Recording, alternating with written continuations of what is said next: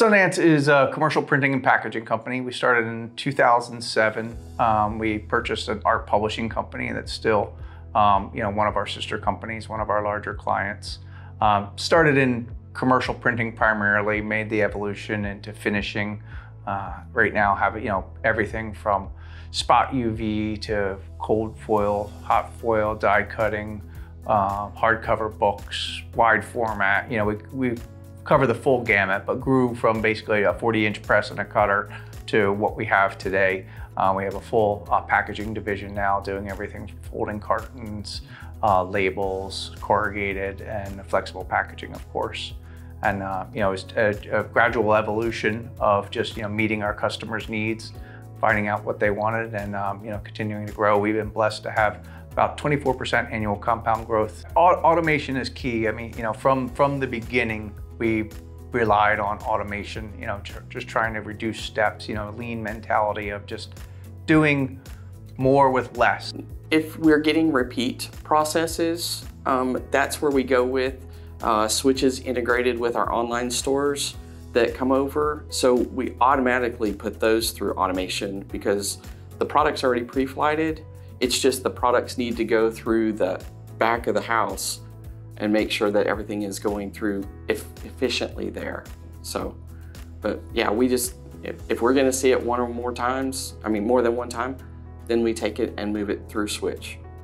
Honestly, if I look at it in the online store, the Procero online store, that one is a great example because if those products had to come in and actually go through pre-press and then go get handled and touched to hand off just to get printed, we're talking about hours, whereas today, Switch takes that and literally flips it around within less than a minute.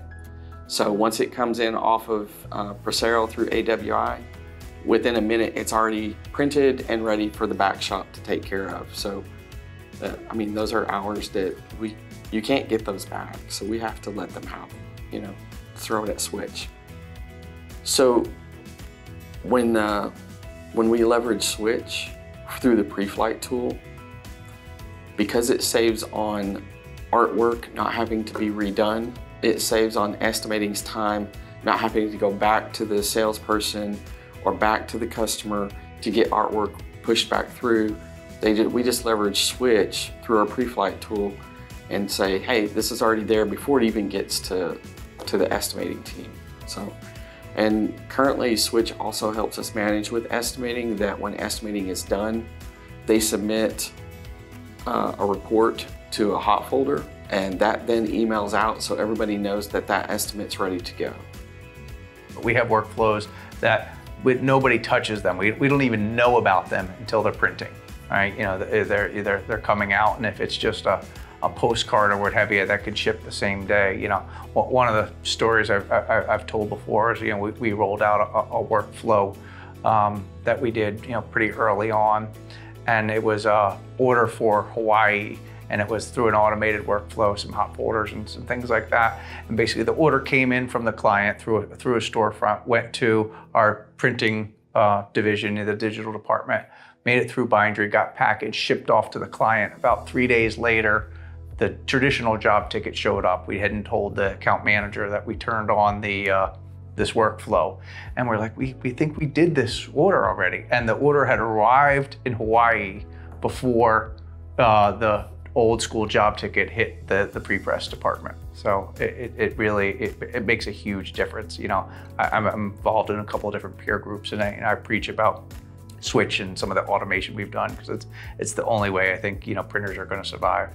The mentality is throw it at the wall and see what sticks. What's more like Switch, throw it at Switch and see what flows. And so that's been the best part, is what all can we automate and stop the touch time to it. Yeah, the best part about Switch to me is that it's one of those things that you don't know there's anything wrong, because you always have an expectation for it to work until someone shows up at your door and says, hey, I haven't gotten an email in 20 minutes, and then you're like, okay, well, let me go look. And it's not because Switch did anything wrong, it's because something wrong ended up in that bucket, and then you just fix it, and then you press the buttons and off it goes again. And that doesn't happen very often. I think think I saw someone yesterday for the first time in a month from estimating because an estimate got in there that just wouldn't flow through. But removed the file, fixed the problem, dropped it back, and off it went again. They were fine for the whole rest of the day. And that's how simple it is to use it. 10 years ago, it was, okay, well, let's get this done and let's automate a bit of it. And we found that we had so many various processes going on, something written in Perl, something written in another language, something set of hot folders. It was kind of, just hodgepodge around. So when something would change, things would break and it would take forever. And we took a, kind of a concerted effort to say, all right, we need to start centralizing and make technology the driver rather than, technology being the afterthought. And Switch was, has been on our radar, I don't say forever, but since pretty early on. And we started looking at some of the things we can do, and the great thing about Switch is that you can buy it in the modular fashion. So we said, all right, let's just start small, and we just started building, adding modules and things like that, and now use it as our hub for a lot of our automation. If you go look at our workflows, you see the little pit stop logos throughout there. We're not touching it. When you talk about, we do a lot of work here at Sundance, a lot of printing, but we don't have a lot of manpower to be able to spend touching things. So it's got to be as automated as we possibly can. When Switch goes down, people are twiddling their thumbs, right? Our proofing system stops, right? Our estimating system stops. The Switch backups are one of the things that are, checked very frequently, right? If Switch goes down, we go down.